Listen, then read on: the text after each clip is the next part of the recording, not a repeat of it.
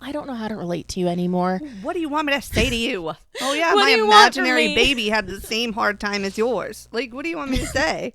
Just like, I don't have a child because, yes, everything you're telling me sounds fucking terrible. Yeah. However, I cannot relate. And this is I the cannot only way. relate. It's the only way I can help you. So tell me reel it in because I'm casting it out.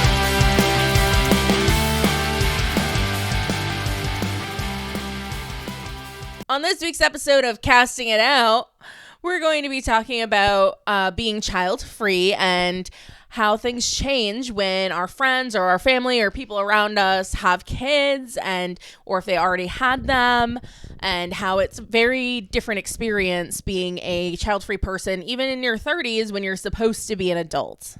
That is right. I think it makes me nervous, and because it's changing, but I'm also excited for them, but also I'm freaking out a little.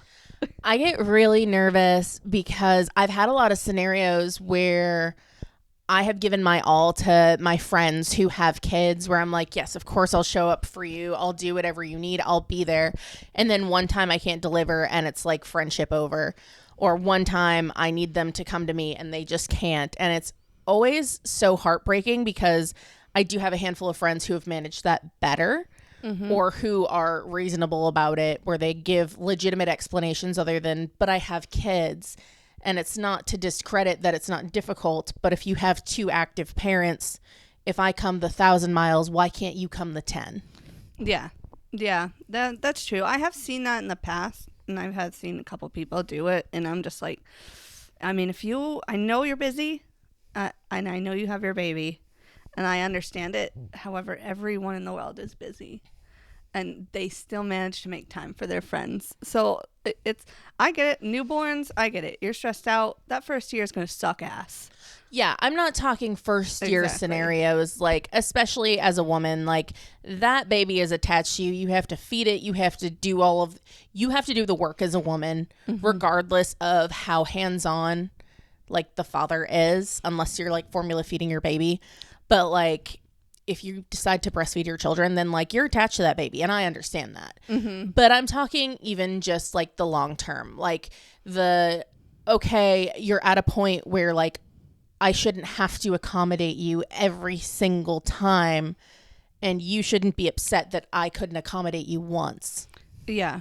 Yeah, no, I agree with that. Because then some people get comfortable in the whole, oh, you've been accommodating me this far. How come you can't do it anymore? Because I'm like, because I spent all that time doing it for you earlier to make your life easier, and you didn't give a shit about mine. So it's like, ugh. But I get it in the beginning, but like further down the road, it's just like, you gotta find a way to manage your shit. Yeah, and it's like, some people, I get it. Like, sometimes you don't have, like, the support system, but I have been, like, very privileged to have, like, friends that have a good support system. I look at their support system, I see it, I know it exists, and I know that they utilize it whenever they want to. Mm-hmm. And something that really freaks me out is that, like, because everyone is moving toward that, like, getting married, having kids, doing all the stuff that I'm not currently doing, mm-hmm. I get nervous that, like, when my time comes to, like, have a wedding and do all of the things that you need friends for, and, reaching different milestone birthdays and fun stuff like that people aren't going to have the time for me, even though over the years I made time for them for all those events. Mm-hmm. So I'm afraid that someday it's going to end up being everyone that decides to have kids is just going to forget that I exist and forget that it's still important. Mm-hmm. And so I'm really nervous about that. And I don't think it's something of intention that people do, but it's something that I've noticed over time is that I want to show up for you. I will always be there. And I don't hold that as a you owe me. Uh-huh. But when things get big, I'd like for people who I've loved for most of my life to show up, and I just get so nervous that their life is happening at the same time, and that's completely reasonable, but like the fear that like people that I love aren't going to show up for me anymore because they have kids. Yeah, it's scary. It's nerve-wracking. I feel like this shift in the friendship happens, but it's like I've had some that handle it very well, and some that they're a totally different person after they have a kid. So I feel like it's totally up to that one person how they're going to handle it. Yeah, part of me knows that, like, I'm not super worried about, like, my best friend. Like, they were also, like, on a path of, like, change and stuff like that. But she's basically the person she's always been, but with, like, new responsibilities. And so, like, I see that friendship, like, panning out fine. But I've seen, like, in the past where it's, like, people get so caught up in the second that you can't go to their house to, like, be present for, like, them and their children. They're like, oh, well, I'm just never going to talk to you again because I can't believe you didn't show up for the thing that this one time was going to be a big deal, even though you don't know when things are a big deal because no one ever tells you anything. No one treats you like an adult. They just assume that you have the time because you don't have kids. Well, you can make it out here because you don't have kids. And it's, I sit there and I look at it, and in some ways it's a reasonable excuse where if I didn't already drive 1,000 miles to get to somewhere, that, you know, you can ask me to come to you because of your children. But if I say I can't do it because I've already come so far or because I have something else going on, you can't feel hurt because someone else is willing to come to me when I've already gone so far. Right. And it's just, it's kind of like devastating to see in the moment because I'm really sad about like the friendships that have like dissolved and I've lost. And a lot of it comes from just like even like a disconnect in the way our lives have gone. So in some ways it's like we don't have anything in common anymore, because if every piece of my friend's personality is now their children, and the only thing that I have to relate to is, let me tell you about me wiping Henry's butt the other day. And oh yeah, Shiva did this crazy thing. Yeah, Shiva's in her biting phase too. She's been teething.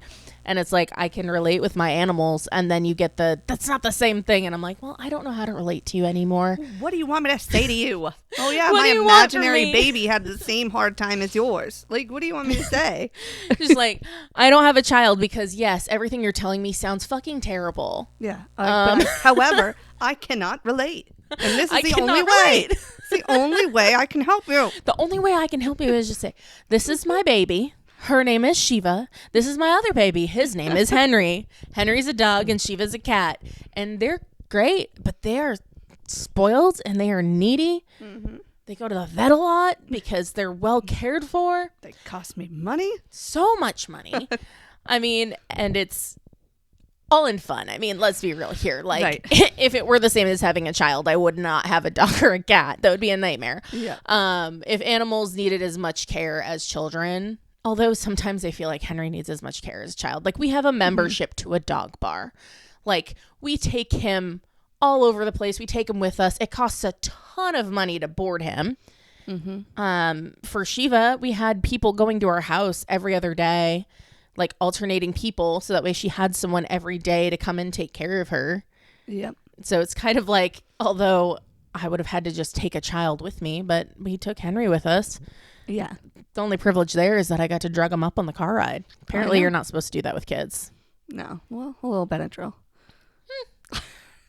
I don't know. Can you Benadryl the kids? Because honestly, I feel like more people should be Benadryling their kids on planes if that's the case. I don't know if it's harmful to them. I don't know.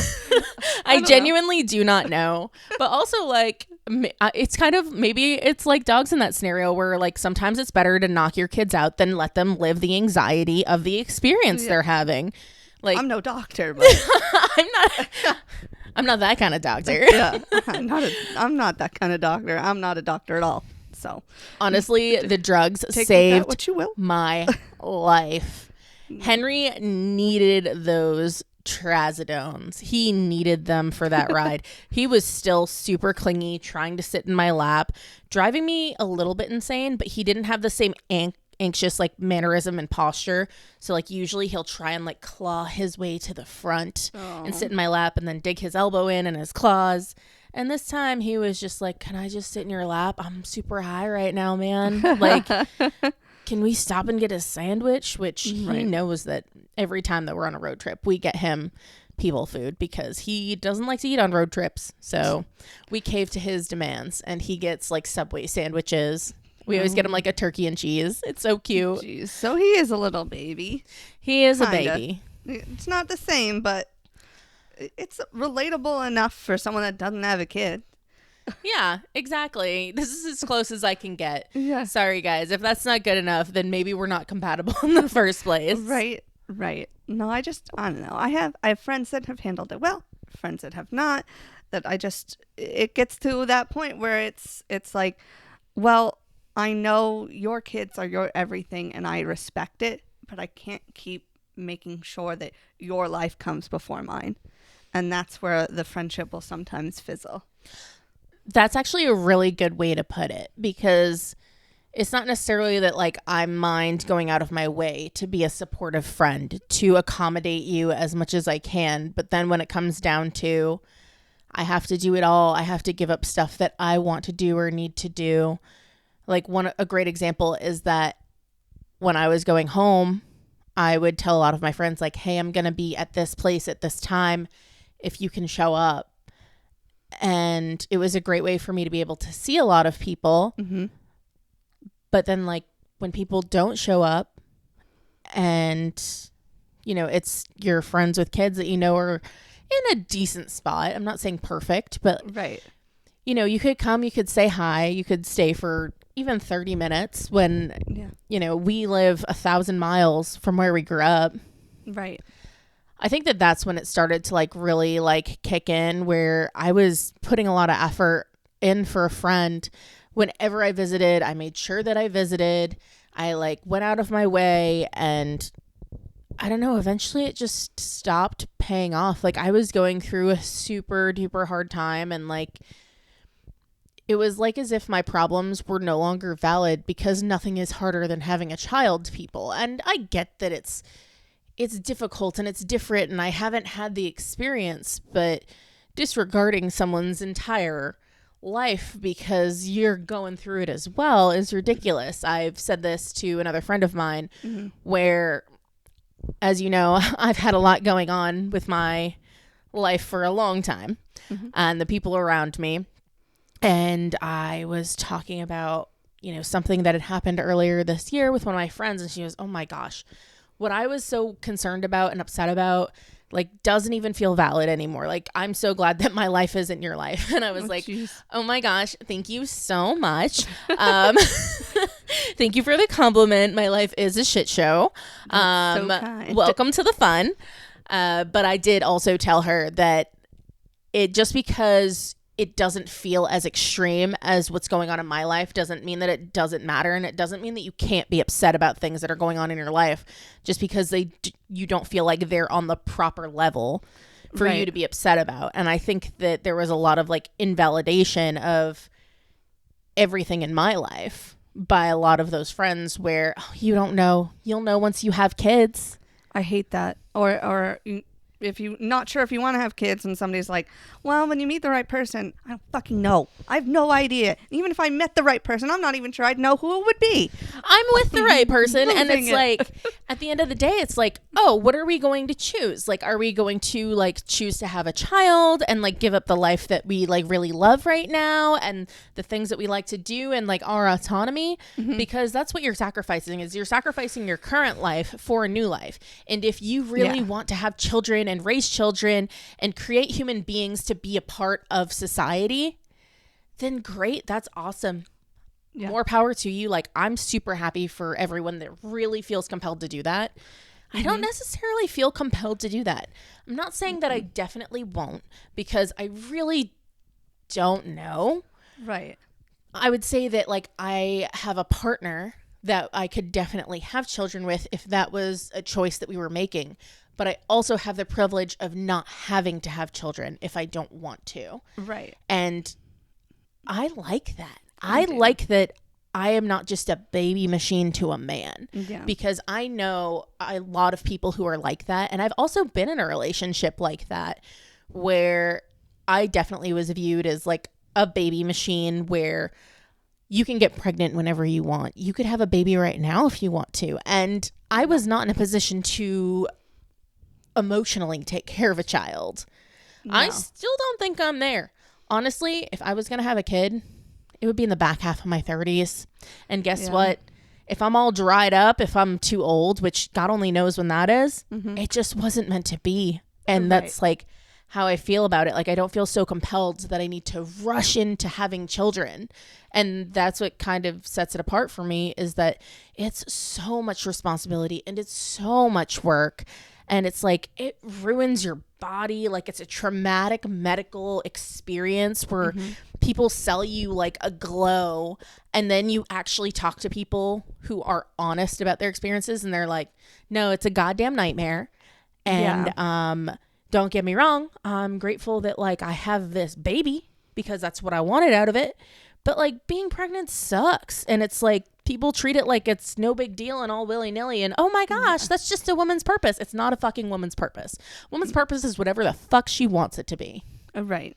That's like, it's like, I like the idea of maybe one day having a baby. Like I'd like to leave the door unlocked, but I don't want to open it now. Exactly. Beautiful. I don't know about it, but it's still there if I want to. But like in Alice in Wonderland. Yeah. Like where it's like, drink me. Yeah. I can go through that door if I want to. Okay. And honestly, if I'm going through that door, I'm probably blacking out first because I'm not making that kind of decision sober. Oh, jeez. Yeah. Yeah. No, I just like, and I think that some people are right, and they make it so they can like make the every day is about that child. And you know what? Children do deserve it. They need that from their parent. And I get it. However, your entire life after that kid does not need to be that. Yes, your kid's not your number one, but you can still make yourself number one. Your family, your friends, everything can be working towards good and happy times. It doesn't need to be entirely about that one kid. I do think also, so some of there's one couple that I'm friends with that I can think of that do like a really good job of that. And I actually think it's really great for their kids to see that it's very healthy to have friends. It's healthy to take a break. It's healthy to do for yourself.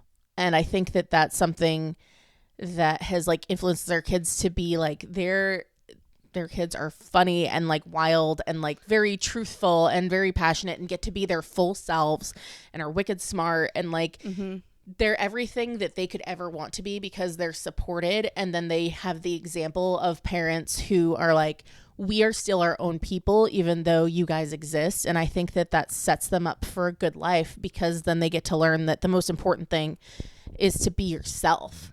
And I know that not everyone has that opportunity depending on the situation that they're in.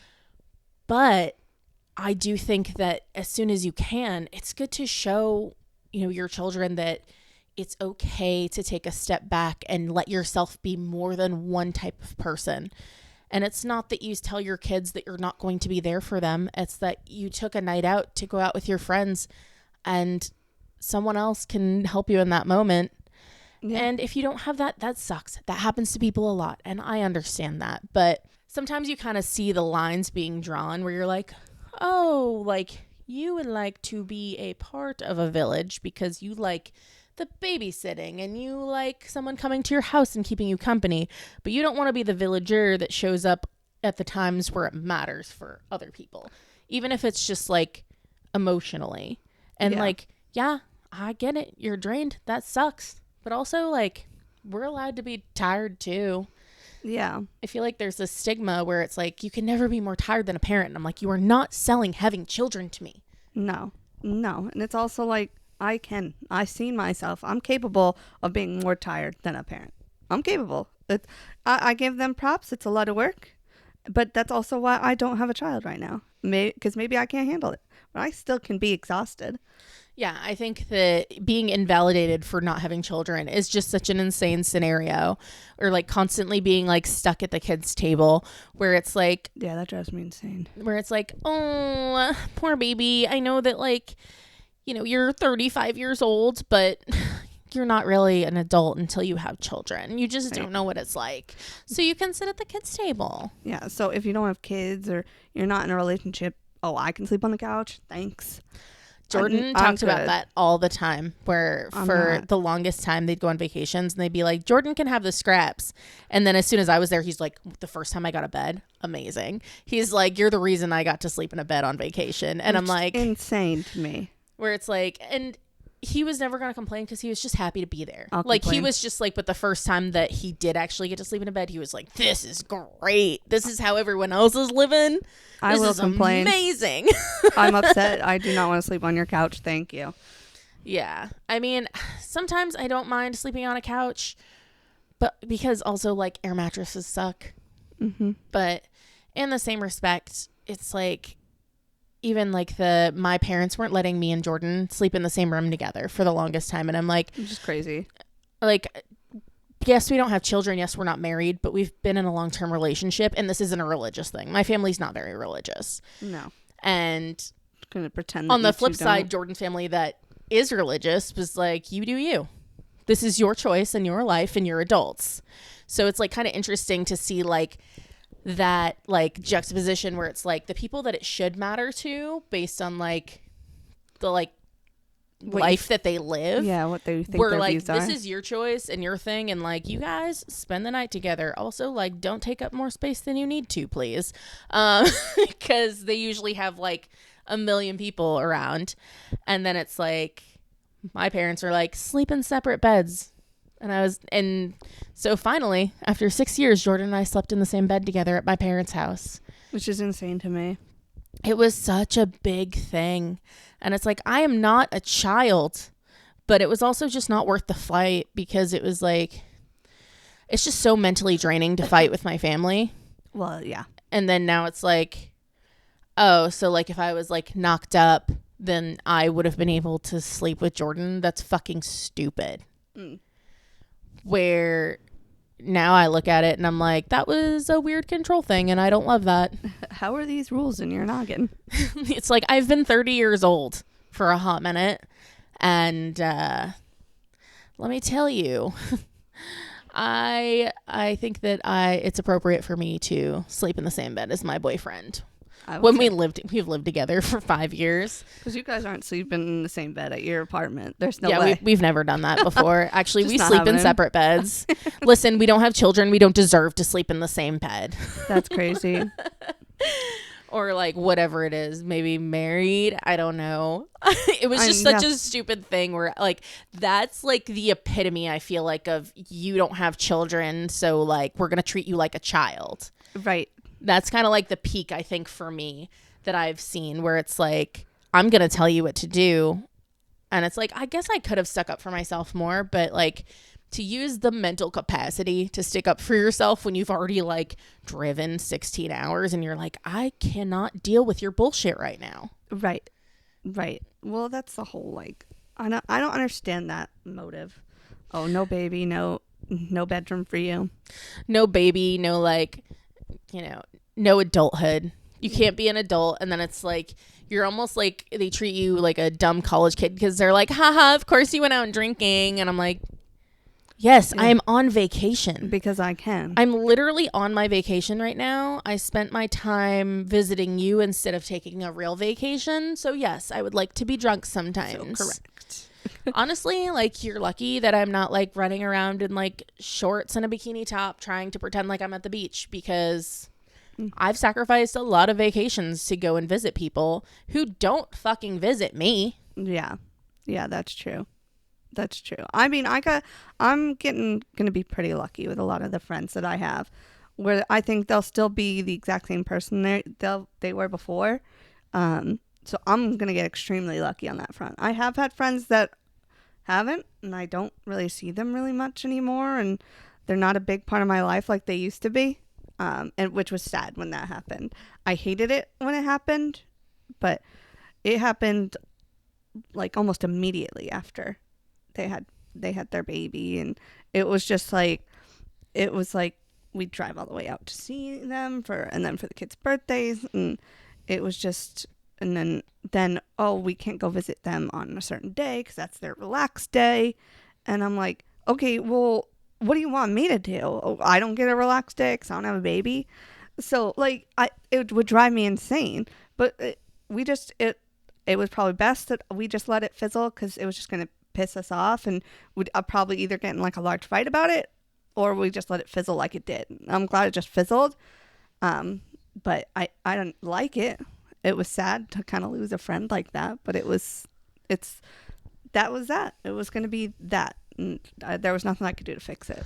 Yeah, I think that that's part of it, is just like being sad about the fact that like, oh, like my friend is gone now and there's nothing that I could do to change it. Mm-hmm. And like watching it die out is like really sad. But then at the end of the day, you're like, this sucks, but at least it fizzled out, and like I didn't spend the rest of my life trying to run around and accommodate someone who obviously doesn't care anymore. And that's a choice.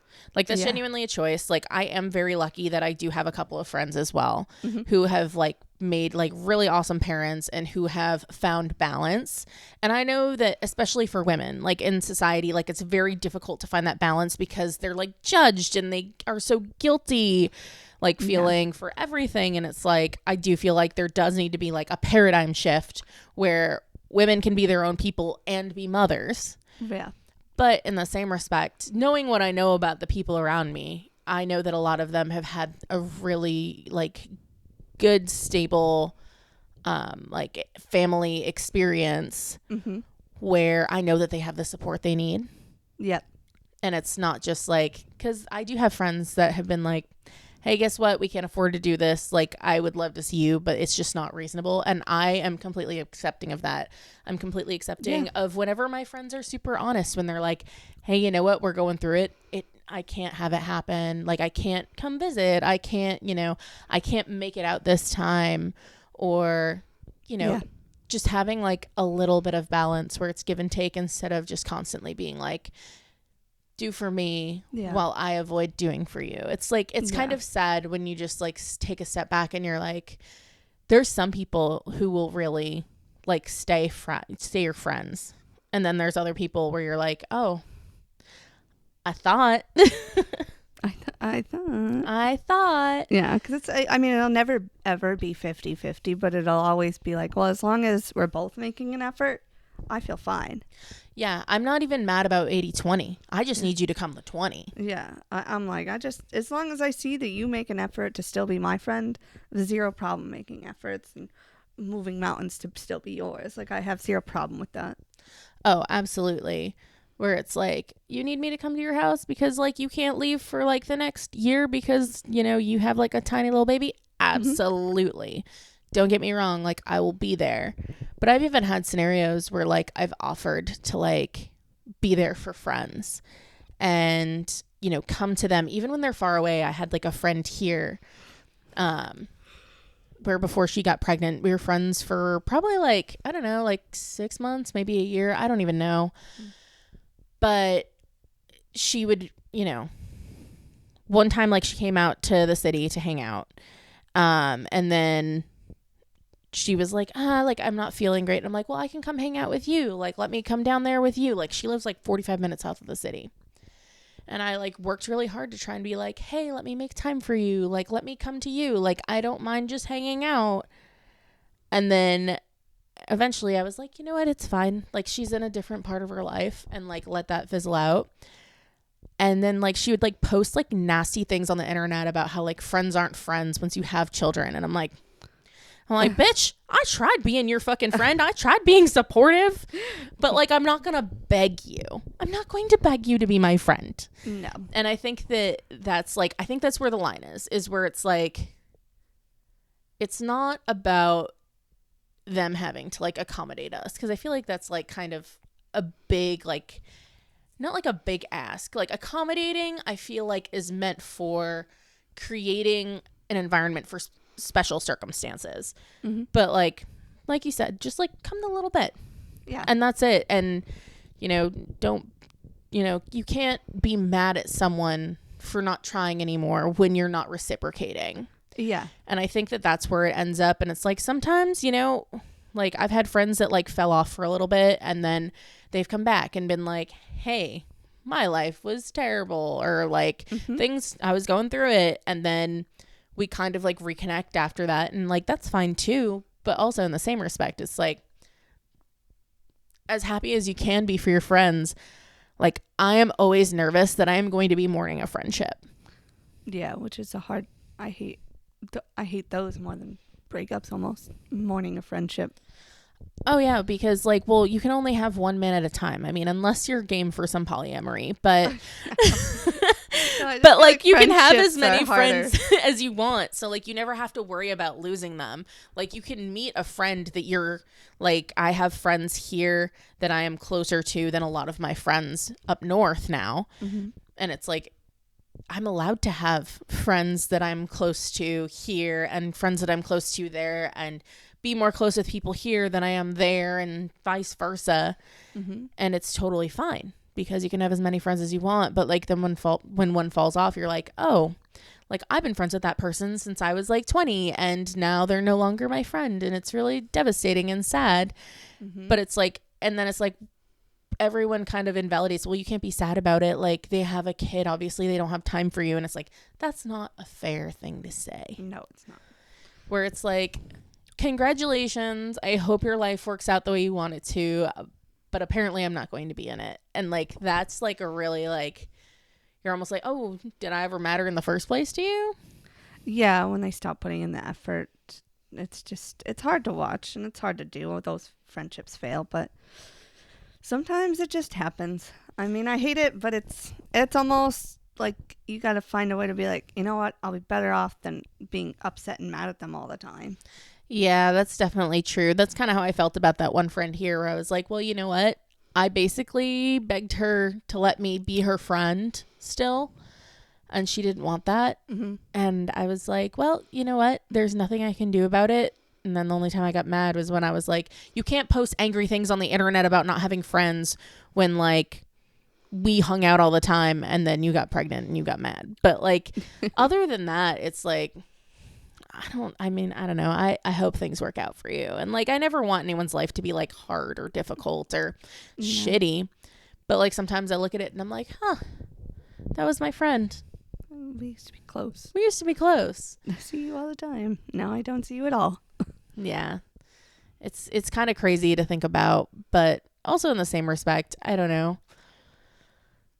I think that if I have to have a child to be friends with someone, that just sounds like a goddamn nightmare. Yeah. I also wouldn't want it to be my entire personality, so. Yeah. I like that. I like when people can kind of roll with it and still be like enough of their own person. Mm-hmm. Like maintain some semblance of who you are as a person. And I know you get stripped of your identity when you become a mom specifically, but also in the same respect, you can work toward having pieces of yourself, you know, be sustained and like making sure that those pieces of yourself still exist because you're still a human being. You're still a person. Right. And then to watch that person just completely disappear and then not be concerned about anything that they ever cared about before. It's almost like, it's also like sad to like see a person like disappear. It's almost like grieving someone who like hasn't passed away. Yeah. Yeah. Because you lost them, but not really. They're still around. They're still around. You can still see what they're doing. And you're like, oh, that person used to be like funny and like have this big personality. And now they're this shell of a person who identifies as only a mom. And it's like really sad. But it's kind of the expectation society puts on women as well. If you're not working, you're not making enough money for your kids. If you are working, you're not spending enough time with your kids. Like, if you do spend time with your friends, you're selfish. If you don't spend time with your friends, you're, you know, alienating yourself. Like, and it's just like, I know that it's a catch-22. I know that it's all, you know, if you do this, then someone's always going to have something to say. And I get that whole concept and all of the ideas behind it. Mm-hmm. But it definitely, when I think about it, like I miss my friends. I wish that, you know, sometimes like I like that I have the friends that I have and I'm grateful for them and like the friends that I know that I'll keep. But it does always make me nervous. Yeah. And then on top of it, like I said, like what if we never have kids? And it's like, am I going to be 50 years old and considered a child? I know. When do I get considered an adult? When am I considered an adult, and why does it have to come with like a small version of me who's definitely gonna be such a dick. Like, Yeah. I would love a baby so much if it was mine, but I'd be like, you are such an asshole. I know it. I can feel it brewing. You're gonna like look at me and do the shit that I do. I'm gonna be like, God damn it, there's myself. And all you can do is like love it. Like, you know, your child's not a burden or anything. I mean, they shouldn't be a burden. Learned that in therapy. And they shouldn't feel like they are. Yeah, they should. And it's like that's also part of it. Like I get like both sides of it. Yep. I mean, the dynamic will always change, I feel like, when people have kids. But I think if they can make efforts on both sides, like the friends can make efforts, then I think it should be good. You should be able to work through this. Yeah, you should be able to, and hopefully you can. Or they just weren't that good of a friend out of the gate and you just never knew. Yeah, maybe this is what showed you that they weren't. Exactly. Well, I think that's about it for this week's episode of Casting It Out. Make sure that you follow us on social media. We're casting it out on all platforms. And you can also listen to other episodes wherever you get podcasts. And you can watch us on YouTube.